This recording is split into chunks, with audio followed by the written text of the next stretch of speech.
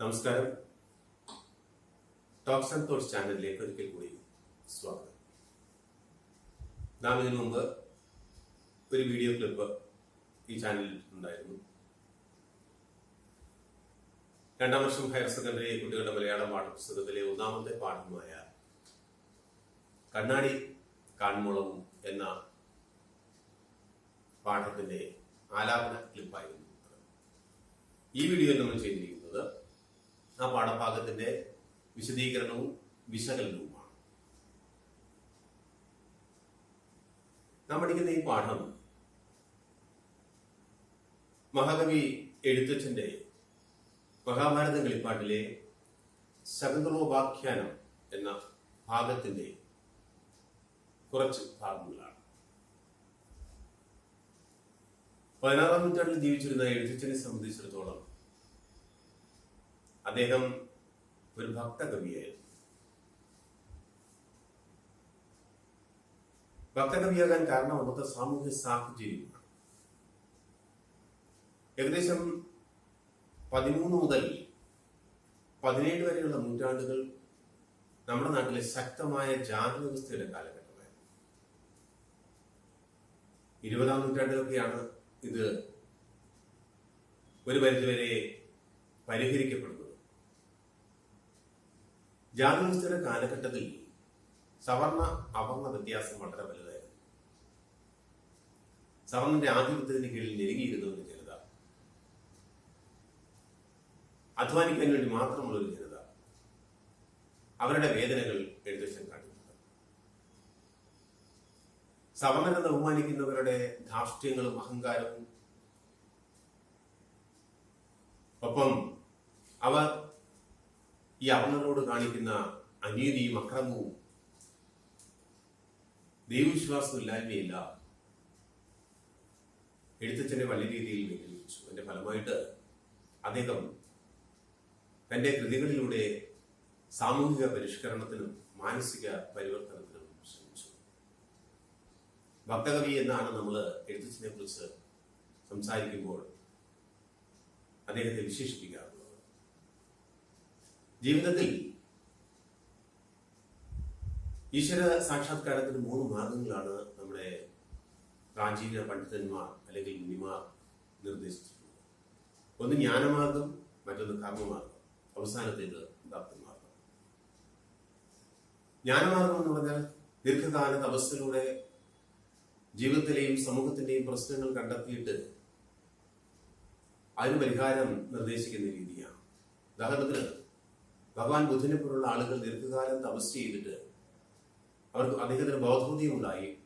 ആ ബോധോദയത്തിൽ നിന്നും ജീവിത ദുഃഖത്തിന്റെ കാരണം, മനുഷ്യ സമൂഹത്തിന്റെ ദുഃഖത്തിന്റെ കാരണം അവന്റെ ആഗ്രഹങ്ങൾ, അമിതമായ ആഗ്രഹങ്ങളാണെന്നും അത് നിയന്ത്രിക്കേണ്ട മാർഗങ്ങൾ എന്താണെന്നും അദ്ദേഹം പറയുകയും പഠിപ്പിക്കുകയും ചെയ്തു. ഇത് ഏറ്റവും ശ്രമകരമായ ഒരു മാർഗമാണ്.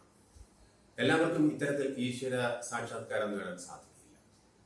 അതുപോലെ പ്രയാസമുള്ള ഒന്നാണ് കർമ്മമാർഗം. പ്രവൃത്തിയിലൂടെ ഈശ്വരനെ കണ്ടു, നല്ല പ്രവൃത്തികളിലൂടെ, സമൂഹം നല്ലതെന്ന് പറയുന്ന പ്രവൃത്തികളിലൂടെ മറ്റുള്ളവന്റെ വേദനിക്കുന്നവന്റെ കണ്ണീരൊക്കുക, മറ്റുള്ളവനെ തന്നോടൊപ്പം തുല്യമായി കാണുക, വിശക്കുന്നവന് ആഹാരം കൊടുക്കുക, ഒരുവന്റെ ആവശ്യം നേരത്തവനെ സഹായിക്കുക, ആരെയും ദ്രോഹിക്കാതിരിക്കുക, ഇങ്ങനെ പ്രവൃത്തികളിലൂടെ. അത് മനുഷ്യ സാധ്യമായ കാര്യമല്ല.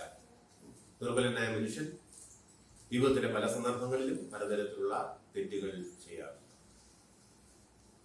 3ാമത്തെ മാർഗമാണ് ഭക്തിമാർഗം. ഇത് ഏറ്റവും എളുപ്പമുള്ള മാർഗമാണ്. ഈശ്വരനെ ഭക്തിയിലൂടെ കണ്ടെത്തുവാനുള്ള ശ്രമം.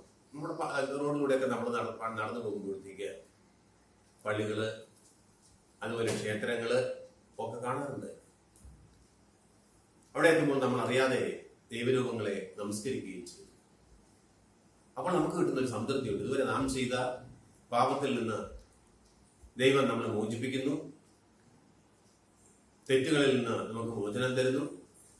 നാം ദൈവത്തോട് പ്രാർത്ഥിച്ചു, അപ്പോൾ പശ്ചാത്തപിച്ചു, അതുകൊണ്ട് ദൈവം തന്നെ ക്ഷമിച്ചിരിക്കുന്നു, അതുകൊണ്ട് എനിക്ക് ദൈവവിശ്വാസത്തിലൂടെ സ്വർഗപ്രാപ്തി ലഭിക്കും. ഇങ്ങനെ ജീവിതത്തിലുടനീളം ഭക്തിമാർഗം പിന്തുടർന്നുകൊണ്ട് ജീവിത സാക്ഷാത്കാരത്തിനും ഈശ്വര സാക്ഷാത്കാരത്തിനും ശ്രമിക്കുന്ന ആളുകൾ.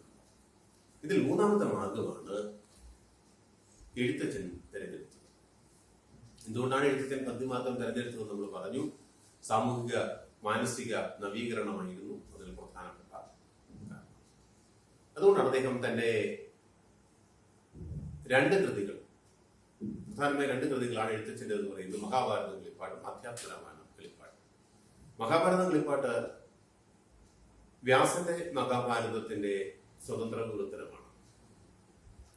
സംസ്കൃതത്തിലെ അധ്യാത്മരാമായണം എന്ന പുസ്തകത്തിന്റെ വിവർത്തന രൂപമാണ് അധ്യാത്മരാമായണം കിളിപ്പാട്ട്. ഈ രണ്ട് കൃതികളിലൂടെയുമാണ് എഴുത്തച്ഛൻ സാമൂഹിക പരിഷ്കരണത്തിൽ പ്രധാനമായും ശ്രമിച്ചത്. ഇനി നമ്മുടെ പാഠഭാഗത്തേക്ക് വരാം. നാം പഠിക്കുന്ന ശകുന്തള ഉപാഖ്യാനത്തിലെ കണ്ണാടി കാണുമ്പോഴും എന്ന പാഠഭാഗം നാം ഏറെ കേട്ട് പരിചയിച്ച രണ്ടുപേരുടെ കഥയാണ്, ശകുന്തളയുടെയും ദുഷ്യന്തന്റെയും. ദേവർഷിയായ മഹാമുനിയായ വിശ്വാമിത്രൻ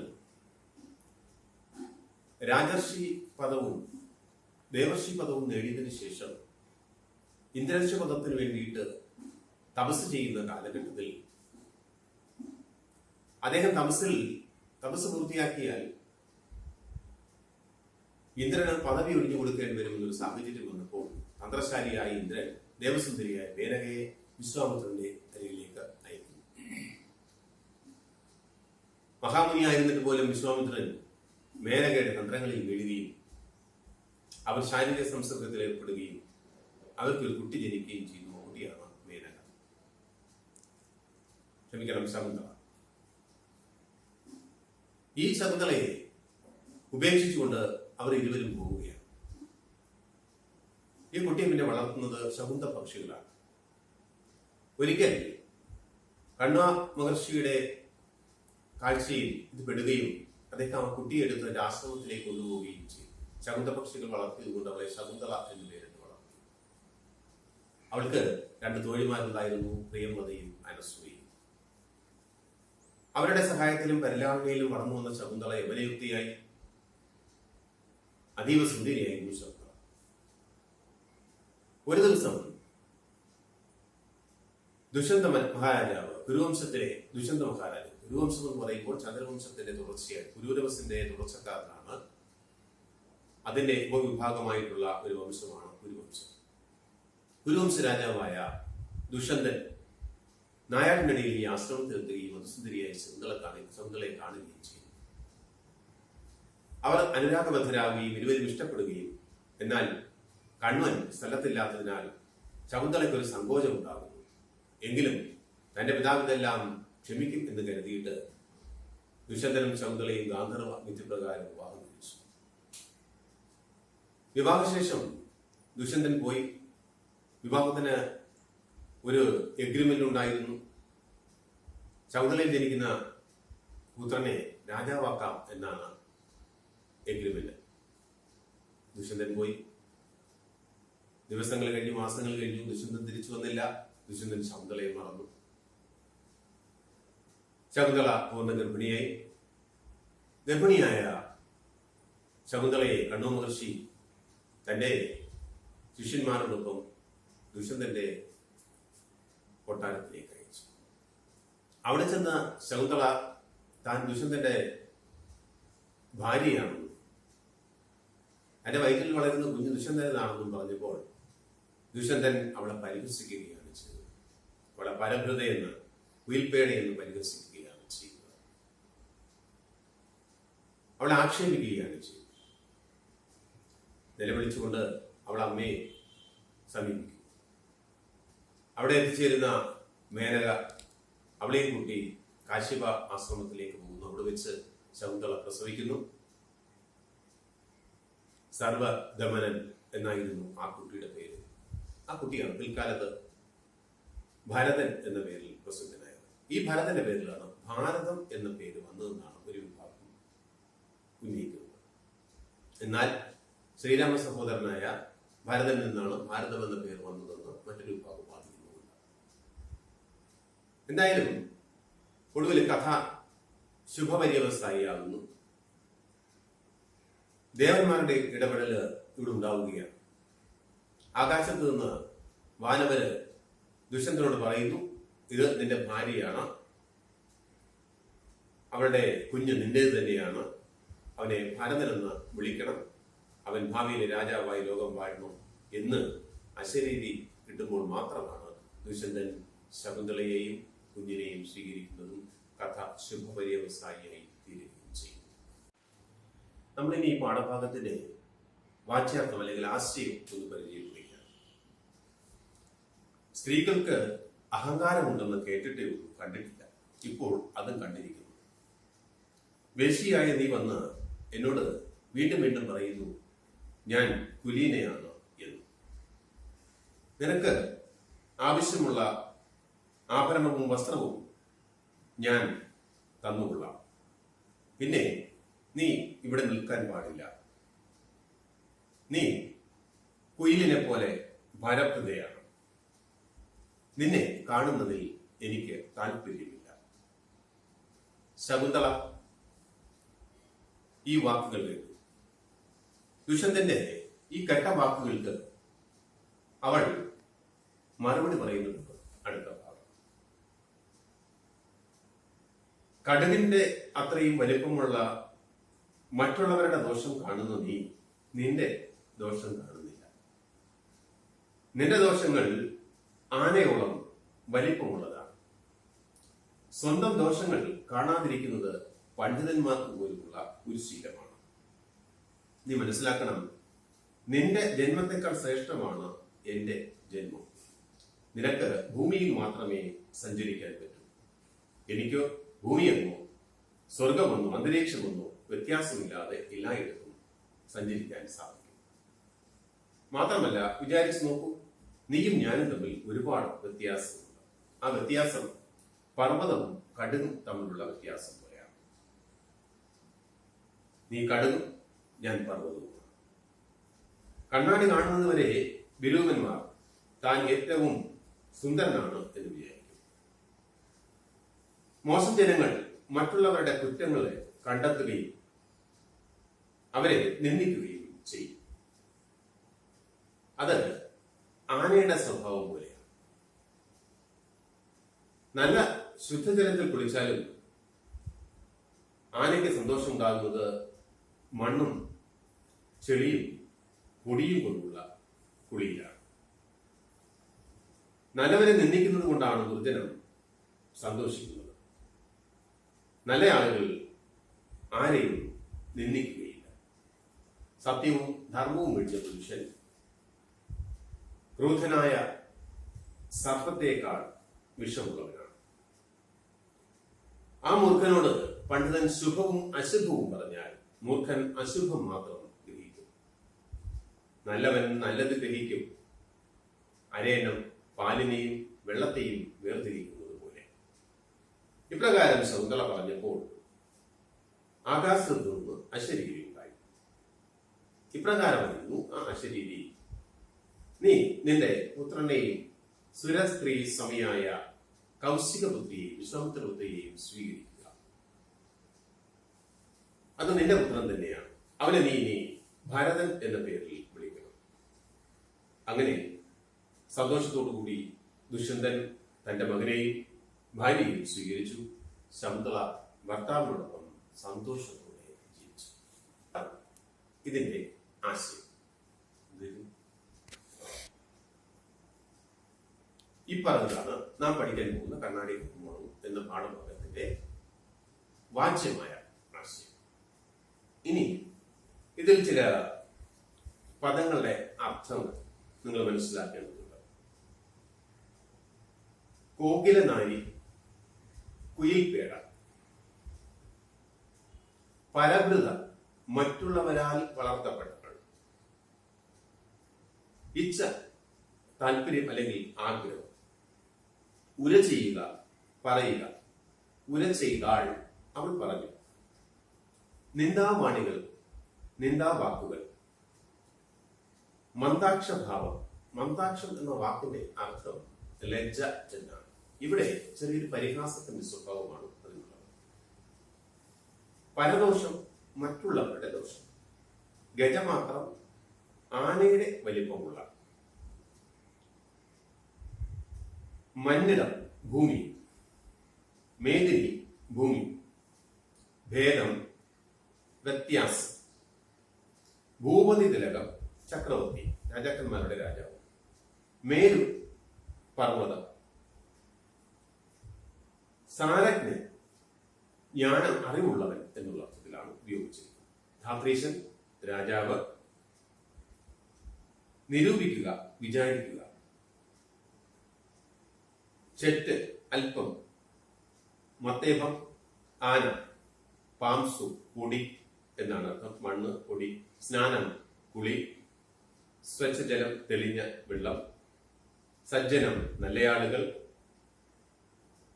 ക്രൂതൻ കോപിച്ചവൻ, ആഖ്യാനം ചെയ്യുക പറയുക എന്ന അർത്ഥത്തിലാണ് ഉപയോഗിച്ചിരിക്കുന്നത്. നല്ലൻ നല്ലവൻ, അന്നം അരയന്നം, അശരി ശരീരമില്ലാത്ത വാക്ക്. ആകാശം വരും നമുക്ക് ഒരിക്കലും ഈശ്വരന്മാരുടെ ശബ്ദങ്ങളെ അവരുടെ ശരീരത്തോടുകൂടി കാണാനോ കേൾക്കാനോ പറ്റില്ല. ഇവിടെ ആകാശത്ത് നിന്ന് വരുമ്പോൾ ശരീരമില്ലാത്ത, ഇതിനാണ് രൂപമില്ലാത്ത ആളുകൾ നൽകുന്നതാണ് അശരീരം. ധരണീപതി രാജാവ്, കല്യാണകോശം മംഗളകോശം,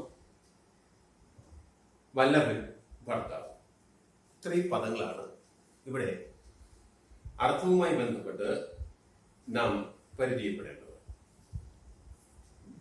പിന്നെ നമ്മൾ ശ്രദ്ധിക്കേണ്ട ഒരു കാര്യം, പദ്യങ്ങളിൽ മിക്കവാറും സമസ്ത പദങ്ങളായിരിക്കും കൂടുതലും ഉണ്ടാകും. സമസ്ത പദങ്ങൾ എന്ന് പറഞ്ഞാൽ ഒന്നിൽ കൂടുതൽ പദങ്ങൾ ചേർത്ത് വയ്ക്കുന്നതിനെയാണ് സമസ്ത പദങ്ങൾ. ഇംഗ്ലീഷിൽ കോമ്പൗണ്ട് എന്ന വാക്കാണ് ഇതിന് ഉപയോഗിക്കുന്നത്. എല്ലാ പദ്യങ്ങളും, പ്രത്യേകിച്ച് പഴയകാല പദ്യങ്ങളിൽ ഇത്തരത്തിലുള്ള സമസ്ത പദങ്ങൾ വളരെ കൂടുതലാണ്. എഴുത്തച്ഛന്റെയും നമ്പ്യാരുടെയും ഒക്കെ കവിത പരിശോധിച്ചാൽ, അല്ലെങ്കിൽ മണിപ്രവാള കവികളുടെയും പച്ചമലയാള പ്രസ്ഥാനക്കാരുടെയും ഒക്കെ കവിത പരിശോധിച്ചാൽ നമുക്ക് വ്യക്തമാവും. ധാർഷ്ട്യം എത്രയും ഒരു സമസ്ത പദമാണ്. ധാർഷ്ട്യം അധികം എത്രയും, നാരികൾക്കെന്ന് നാരികൾ അധികം എന്ന്, ഇങ്ങനെ അനേകം പദങ്ങള് ഇതിനകത്ത് വരുന്നുണ്ട്. ഭേദമെന്നിയേ, ഭേദം അധികം എന്നിയേ, ഇങ്ങനെ വിഭജിച്ച് പഠിക്കാനായിട്ട് നിങ്ങൾ ശ്രദ്ധിക്കണം. ഇനി നാം കടന്നു പോകുന്നത് ഈ കവിതയുടെ സമകാലികമായ പ്രസക്തിയെ കുറിച്ച് സംസാരിച്ചുകൊണ്ടാണ്. നാം പറഞ്ഞു, ഒരു ജനവിഭാഗത്തിന്റെ നന്മയാണ് എഴുത്തച്ഛൻ ഉദ്ദേശിച്ചത്. അതിലൂടെ ഒരു സാമൂഹ്യ പരിഷ്കരണമാണ് അദ്ദേഹം ലക്ഷ്യം വെച്ചത്.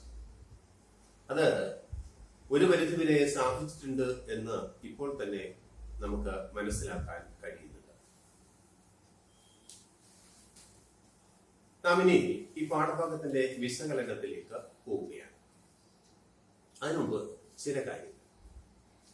രാജസഭയിൽ വെച്ച് ദുഷ്യന്തൻ ശകുന്തളയെ കെട്ടവളെന്ന് വിളിക്കുന്നു, പരഭൃത എന്ന് വിളിക്കുന്നുണ്ട്, മറ്റുള്ളവരാൽ വളർത്തപ്പെട്ടവർ. വാസ്തവത്തിൽ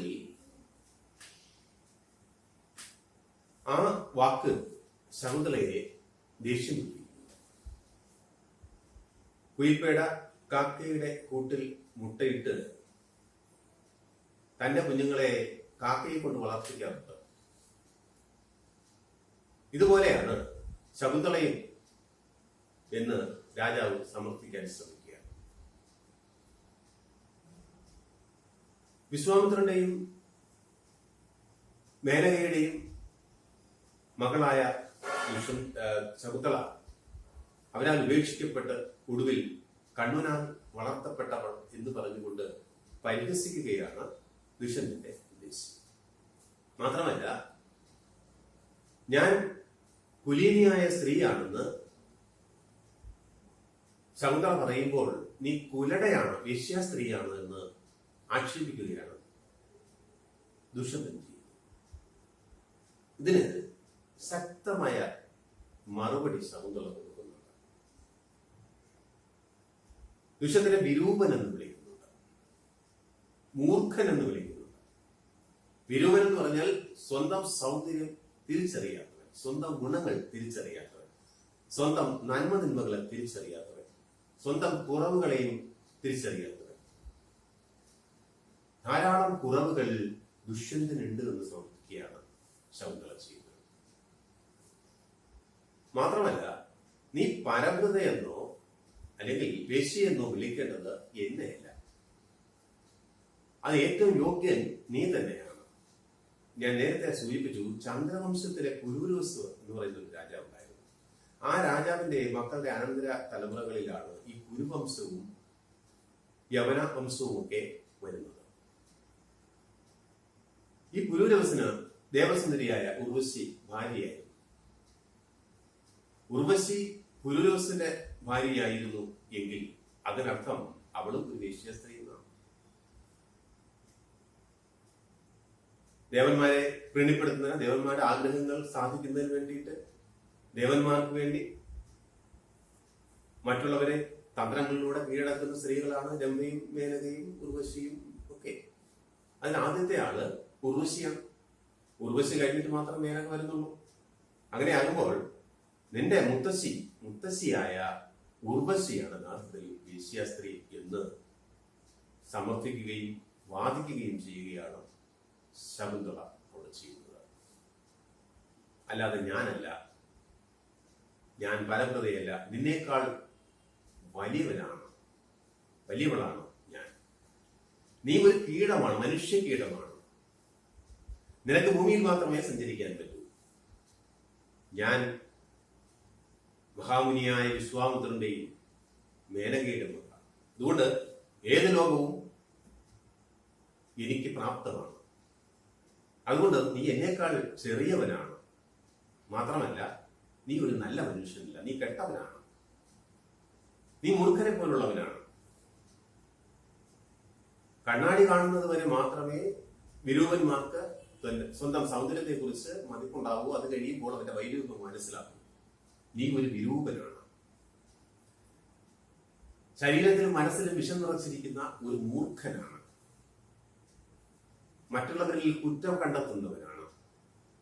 സ്വച്ഛജലത്തിൽ കുളിച്ചാലും പാംസ സ്നാനം കൊണ്ട്, ചെടിക്കുളി കൊണ്ട്, അല്ലെങ്കിൽ പൊടി കൊണ്ടുള്ള സ്നാനം കൊണ്ട് സന്തോഷിക്കുന്നവനാണ്.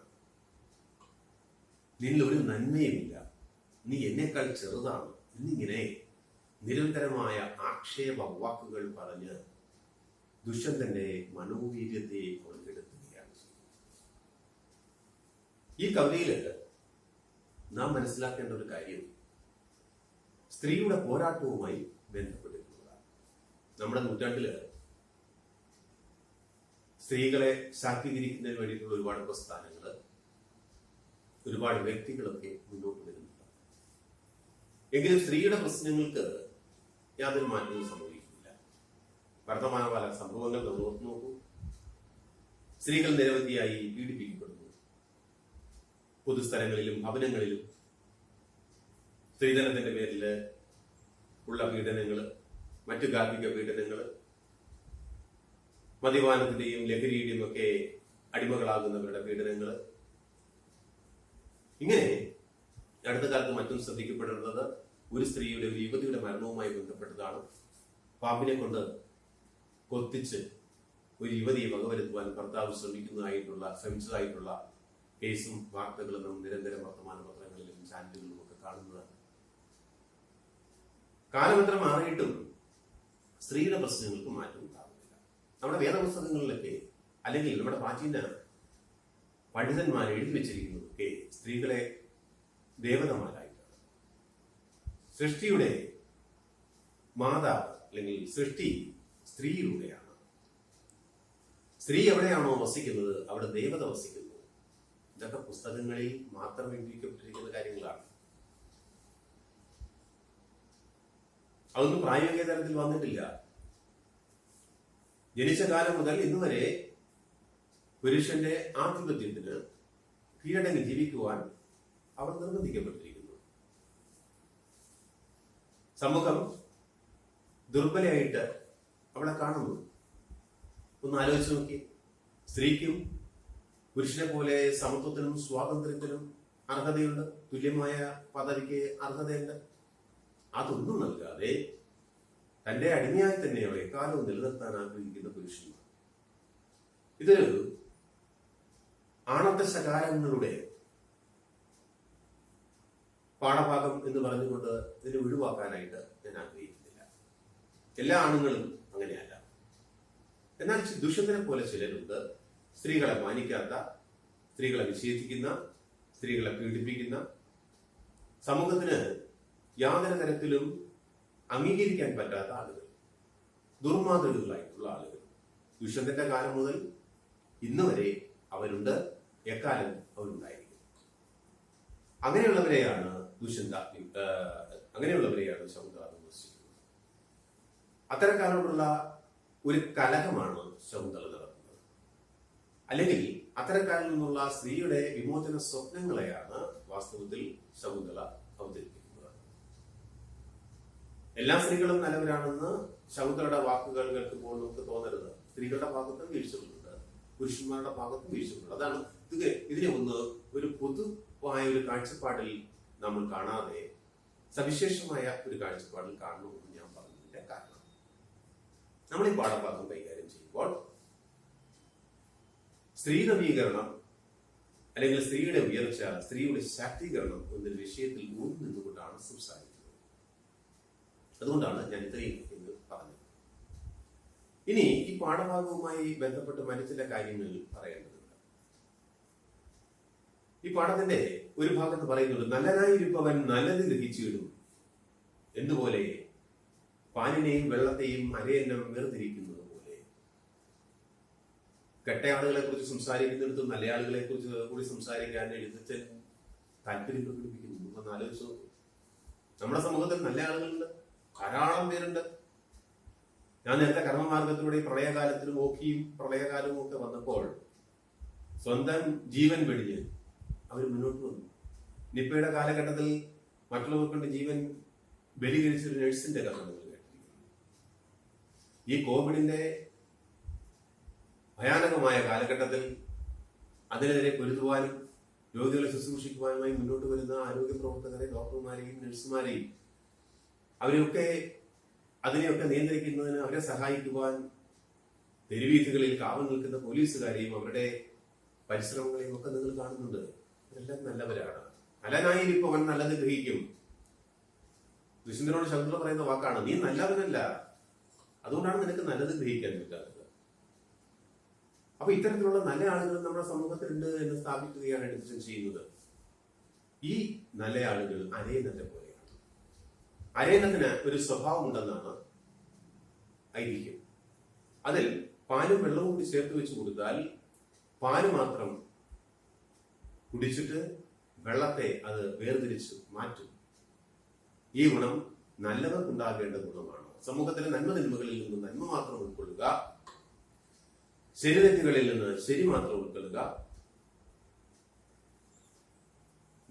അപ്പോ നല്ലത് മാത്രം പ്രവർത്തിക്കുക, നല്ലത് മാത്രം ചിന്തിക്കുക തുടങ്ങി നല്ല കാര്യങ്ങൾ ചെയ്യുന്നവരുടെ ഒരു നിര നമ്മുടെ സമൂഹത്തിലുണ്ട്. ഭാരത സ്വാതന്ത്ര്യത്തിന് വേണ്ടി പണമൊരുതിയ എത്രയോ ആളുകൾ നല്ലവരാണ്. നമ്മുടെ സ്വാതന്ത്ര്യം അവരുടെ രക്തം ചിന്തലിലും അവർക്ക് അവരുടെ ശരീരത്തിലേറ്റ മർദ്ദനങ്ങളിലും കൂടി നമുക്ക് ലഭിച്ചതാണ്. മഹാത്മാഗാന്ധിയെ പോലുള്ള ആളുകള് നിങ്ങൾ നോക്കി ലോകം മുഴുവൻ അംഗീകരിക്കുന്ന ഒരു നല്ല മനുഷ്യൻ. നമ്മുടെ പാഠഭാഗത്തിന്റെ പിറകിൽ തന്നെ ദയാബായി എന്ന മെഴ്സി മാത്യുവിന്റെ ഒരു ഭാഗം കൊടുത്തിട്ടുണ്ട്.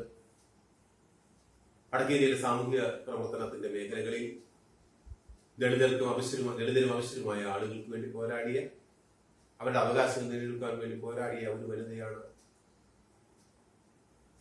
മെഴ്സി മാത്യു എന്ന ദയാബായി. സാമൂഹിക പരിഷ്കരണത്തിന് ഊന്നൽ കൊടുക്കുകയും എഴുത്തിലൂടെയും വചനങ്ങളിലൂടെയും പ്രവർത്തനങ്ങളിലൂടെയും സമൂഹത്തിൽ വലിയ പരിവർത്തനം നടത്തിയ ധാരാളം പേർ നമ്മുടെ സമൂഹത്തിലുണ്ട്.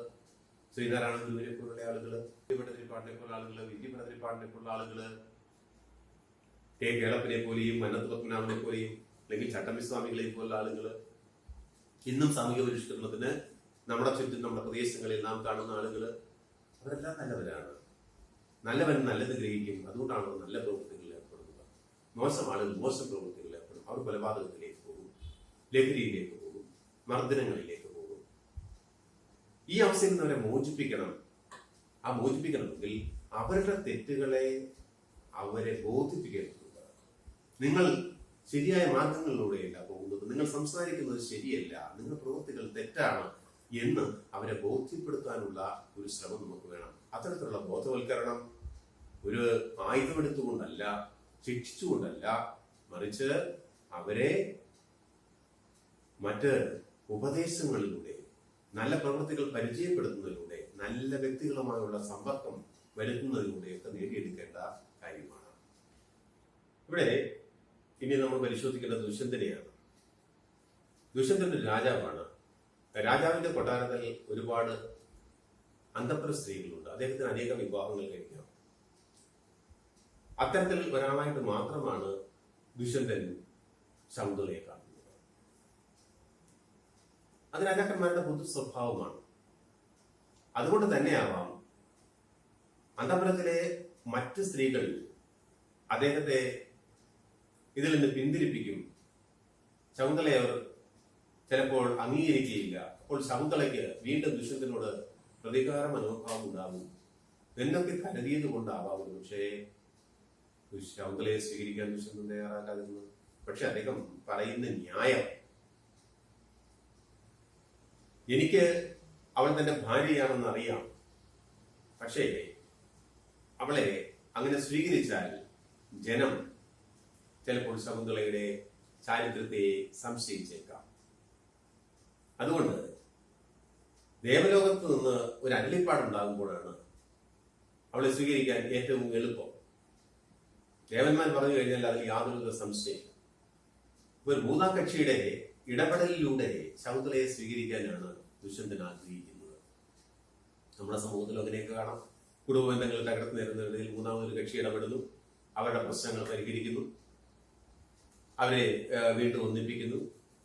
അതുപോലെ ഒരു ശ്രമം ഇവിടെ മനുഷ്യരാണ് ചെയ്യുന്നതെങ്കിൽ അവിടെ ദേവന്മാർ ചെയ്യേണ്ടി വരും. അഭിജ്ഞാന ശാകുന്തളം എന്ന കാളിദാസ കൃതിയിൽ ഈ കവിതയ്ക്ക് നാടകീയത വരുത്താൻ ഒരു മോതിരം കൊണ്ടുവരുന്നുണ്ട്.